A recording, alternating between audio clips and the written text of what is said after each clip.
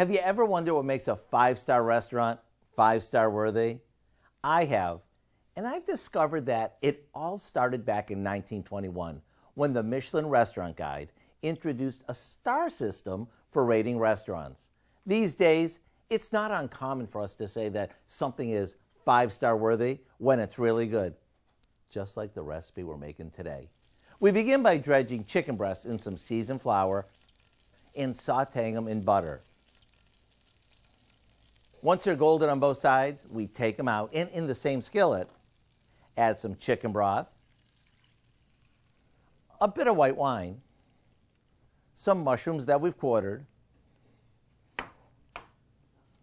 a chopped tomato and onion. We'll let this simmer for a bit before adding the chicken back in and finishing it off with some chopped parsley.